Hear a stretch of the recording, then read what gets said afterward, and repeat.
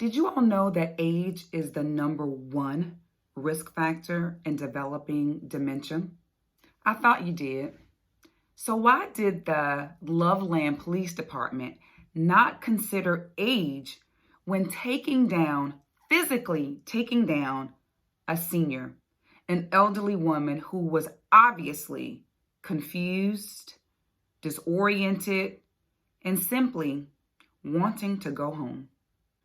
I can tell you right now that there is a lack of quality dementia-specific education and training in our police departments. They do get training. They get training in mental health, which is totally different from dementia. But that's a whole different video that I'll be recording later on.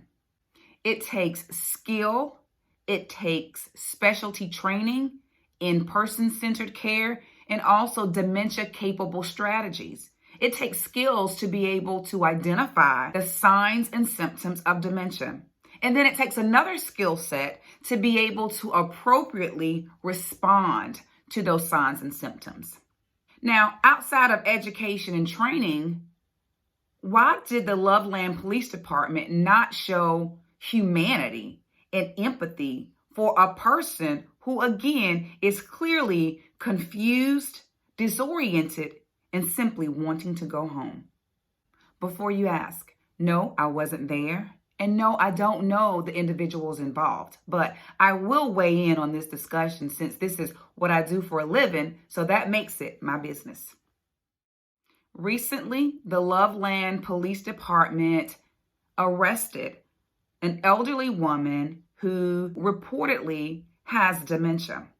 So if many of us know that age is the number one risk factor for developing a brain-robbing disease or illness that causes disorientation, confusion, aggression, non-compliance, if we know this, then why was it so easy for the Loveland Police Department to physically take down a senior, an elderly woman, causing physical and certainly emotional damage? The reports stated that the elderly woman stole items from a local store.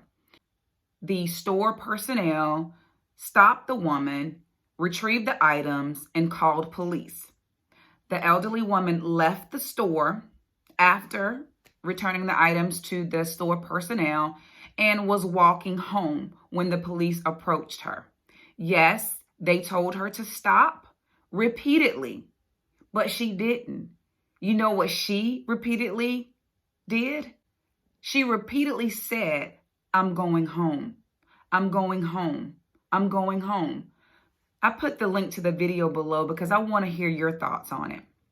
When our seniors begin to display signs and symptoms of dementia, that's one of the things that you would hear them say often. I want to go home, or I am going home. Because what happens with progressive types of dementia, they begin to revert to previous life's patterns. They're not seeing things in the current the way you and I are. They're seeing things where they are in their disease process. The disease itself that's causing dementia is eating away at their most recent memories. And so what they have are the preserved memories in the back of the brain, and that's what they're pulling from. But the only way for you to know that is if you were trained. I am a proponent for people becoming educated in an area of need, becoming educated in the area of specialties. Dementia competent care is a specialty. Anybody can't do it. You have to see it as a specialty area in order to respect it as a specialty area. The video itself was very, very difficult to watch, but it's clear that the police weren't trained in dementia competent practices. But I am a country girl, and how I was raised is that if you know better, you do better. So the Loveland Police Department really did need an opportunity for training, and I'm happy to report that they did receive training from the Alzheimer's Association. So I'm hoping that it's not a one shot or a one on. I hope this is an ongoing training because it has to be an ongoing training. Police departments need to be connected to resources, not just a jail cell, to be able to help people who are living with various conditions. There are only a few states that require their first responders to be trained in dementia competent practices. Again, no, it's not mental health. It's something totally different. And so I encourage you and urge you to lobby your legislators so that way we can get required dementia competent practices and training on the books for our police officers and also our first responders. And I'll leave you with this. There are other signs and symptoms to look for regarding dementia, whether it be early signs or if the person is in middle stages of dementia.